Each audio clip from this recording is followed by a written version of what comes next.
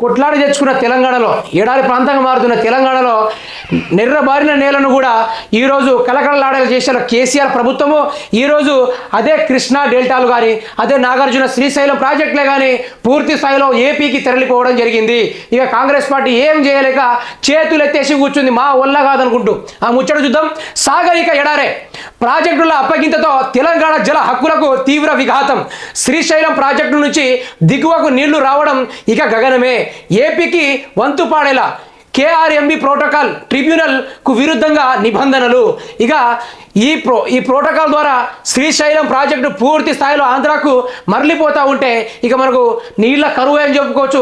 ఇక నుంచి యాసింగ్ పంటలు సాగు చేయాలన్న కూడా మళ్ళీ రైతులు ఆలోచించాల్సిన పరిస్థితి. ఇప్పుడు విద్యుత్ కూడా మిణుకుని పోతుంది చూడండి. ఆ విద్యుత్తుని కూడా పూర్తి స్థాయిలో పక్క రాష్ట్రాలకు తరలిస్తున్న పరిస్థితి. కాంగ్రెస్ పార్టీ ఏం చేయలేక ఇదంతా కేసీఆర్ వల్లే, కేసీఆర్ చేసిన దుస్థితి వల్ల ఇదంతా జరుగుతుందని సాకులు చెప్పుకుంటూ ఏమి చేయలేక చేతులు ఎచ్చి బేరాలు మాట్లాడుకొని మరి పక్క రాష్ట్రాలకు తరలిస్తున్నారు. ఇది తెలంగాణ ప్రజలకు అర్థం కావాలి. కాంగ్రెస్ పార్టీ రాగానే ఇందిరమ్మ రాజ్యం తెస్తా అని చెప్పిన ఇందిరమ్మ రాజ్యం అంటే ఏదైతే పచ్చని పొలాలు మళ్ళీ బీడు భూములుగా మారడము, కాలువల్లో వచ్చే నీళ్లు కాస్త ఏపీ రాష్ట్రాలకు తరలించడము, 24 గంటల కరెంటు వచ్చి రాత్రి కూడా ఒక తారా జువాల వెలుగుతున్న తెలంగాణ రాష్ట్రం ఈరోజు మన చీకటి కరువు కాల్లో పడిపోతుందంటే అది చనువు మొత్తం ఇందిరమ్మ రాజ్యం వల్లనే. దానికి కారణం మన రేవంత్ రెడ్డి గారు మాత్రమే. ఏం జరిగింది? మన నీళ్లు మనకు ఉంటాయని సంబురపడ్డం, మన కరెంటు మనకే వస్తుందని సంతోషపడ్డం. కానీ కష్టపడి తెచ్చుకున్న నీళ్లు కృష్ణార్పణం. విద్యుత్ ఉత్పత్తికి విఘాతం, అంధకారం. తెలంగాణ ఆత్మగౌరవం ఢిల్లీకి తాకట్టు. కాంగ్రెస్ సర్కార్ మోసానికి ఇదే తొలిమెట్టు. ఓ నాయన, మాకు బీజేపీకి ఎటువంటి పొత్తు లేదన్న రేవంత్ రెడ్డి ఈరోజు బీజేపీ పార్టీనే, తెలంగాణ రాష్ట్రాన్ని బీజేపీ పార్టీకి పూర్తి స్థాయిలో అప్పగించిన పరిస్థితి. తెలంగాణ రాష్ట్రంలో ఉన్న ప్రతి ఒక్క వనరులను పక్క రాష్ట్రాలకు తరలించడానికే సీఎం రేవంత్ రెడ్డి గారు అధిష్ఠించారు సీఎం పదవిని. ఏం జరుగుతున్నది?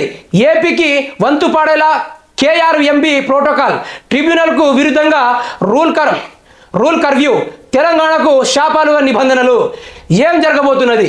విద్యుత్ ఉత్పత్తి తగ్గిపోతుందని, జలాలు మళ్ళీపోతాయని, ఆయకట్ట ఎండిపోతుంది, అన్నపూర్ణ తెలంగాణ ఆకలి కేకలేస్తుంది. ఇక తెలంగాణలో అన్నపూర్ణగా మార్చిన గత ప్రభుత్వము ఈ ప్రభుత్వం వచ్చేసి మళ్ళీ 60 సంవత్సరాల పాలన తీసుకురావడానికి రెడీగా ఎదురు చూస్తున్నది. అంటే ఇందిరమ్మ రాజ్యంలో కరువు కాటకాలు, ఇందిరమ్మ రాజ్యంలో ఆత్మహత్యలు, ఇందిరమ్మ రాజ్యంలో వలస ప్రాంతాలు, ఇందిరమ్మ రాజ్యంలో తెలంగాణలో కనపడేది ఆత్మహత్యలు, చావు కళలు మాత్రమే అవుపడింది. ఈరోజు మళ్ళీ 10 సంవత్సరాల తర్వాత కళకళలాడిన తెలంగాణని మళ్ళీ అదే దుస్థితికి తీసుకురావడానికి కంకణం కట్టుకున్నాడు రేవంత్ రెడ్డి. ఆయనకు తోడు ఆయన గురూజీ మొన్నటి తయారైన Narendra Modi BJP party. Operation protocol ఖరారు కాకుండా ప్రాజెక్టులను బోర్డుకు అప్పగించడంతో తెలంగాణ జీవ హక్కులకు తీవ్ర విఘాతం వాటిల్లినున్నది. అది ప్రోటోకాల్ మీటింగు ఖరారే కాలేదట.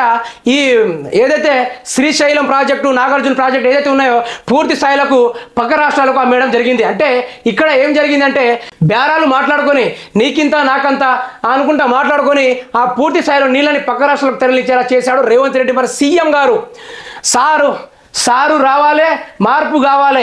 సారు వచ్చిండు, నాగార్జున సాగర్ ఉసుకో. సారు వచ్చిండు, 24 గంటల కరెంటు దొబ్బే.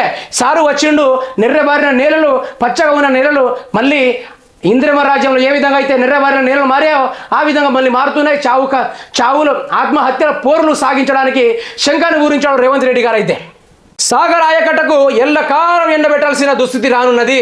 సమయానికి విద్యుత్ ప్రాజెక్టులు ఆదుకోలేని పరిస్థితి ఏర్పడుతున్నది. అందుకే ప్రధాన కారణం శ్రీశైలం, నాగార్జున సాగర్ ప్రాజెక్టుల నిర్వహణకు సిడబ్ల్యూసి.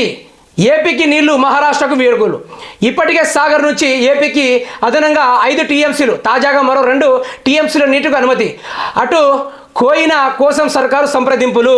ఇక తెలంగాణ రాష్ట్రంలో ఎవరిని అడుగుపెట్టను, తెలంగాణ రాష్ట్రంలో పేద ప్రజలను అభివృద్ధి చేయడానికి గత ప్రభుత్వం శ్రీకారం చుట్టుకొని రైతే రాజు అన్న నినాదాన్ని ముందుకు నడిపించింది గత ప్రభుత్వం.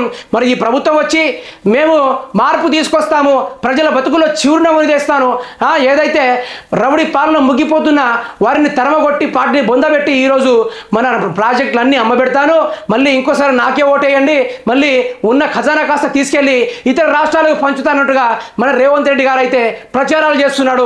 తెలంగాణ ప్రజలకు ఇకనైనా అర్థం చేసుకోవాలి. ఇటు బోర్డు ఖరారు కాకముందే ఏదైతే వాళ్ళు మీటింగ్ పెట్టుకుని బోర్డు ఖరారు కాకముందే తెలంగాణ రాష్ట్రంలో ఉన్న వనరు శాఖ వాటిని అన్నింటినీ పక్క రాష్ట్రాలకు మళ్లించాడు మన రేవంత్ రెడ్డి గారు. ఇక ఏమి చేయలేక చేతులు ఎత్తేశాడు.